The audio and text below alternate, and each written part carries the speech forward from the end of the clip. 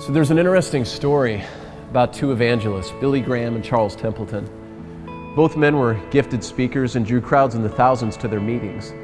In fact, Charles Templeton had 91,000 people come out to hear him speak.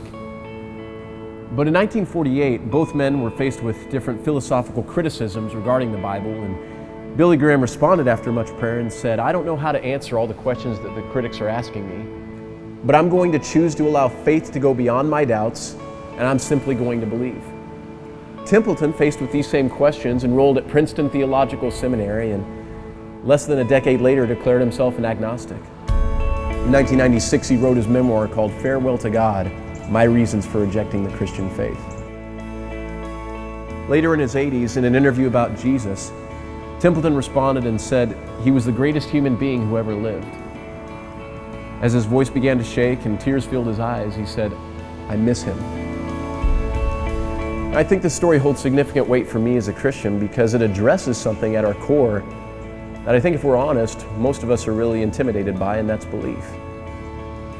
You know, we admire the faith of individuals and overcoming impossible odds and circumstances, but when it comes to our own lives, we're often quick to dismiss belief in something greater than ourselves as just not being realistic. I mean, we feel foolish. How can I give an answer for faith in a God who is invisible from my sight?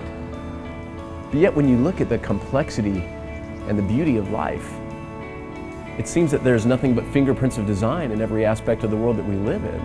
So what, in essence, is forced upon us is a choice of belief or unbelief. Jesus said in John 14, verse 6, that I am the way, the truth, and the life. No one comes to the Father except through me. In essence, what he's saying here is that no religion is the way, no religion is the truth, nor is it the life, not even the one that you're practicing. What gets you to God is not religion. It's a relationship with Jesus. Religion is helpful only to the extent that it serves this higher purpose. The way, the truth, and the life has never been about Christianity, about right and wrong, following all the rules, or even morality. It's always been and will always be about simply knowing Jesus. I love what Charles Spurgeon once said, in that we will never find happiness by looking at our prayers, our doings, or our feelings. It is who Jesus is, not who we are, that gives rest to the soul. I think back to 9/11, when churches across the country were packed with people seeking God in the face of tragedy.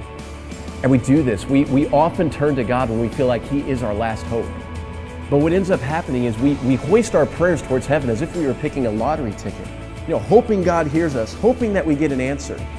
When the fact is that God told us He would never leave us or forsake us. He's been there with you the entire time with arms wide open. The Bible says, you will seek me and find me when you seek me with all your heart. He's calling you. It's His presence. The furiousness of His love towards you. His one desire is a relationship with you.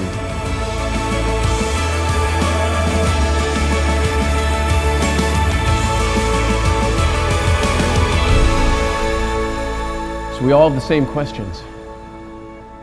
Why don't you ask God to reveal Himself to you? And He will.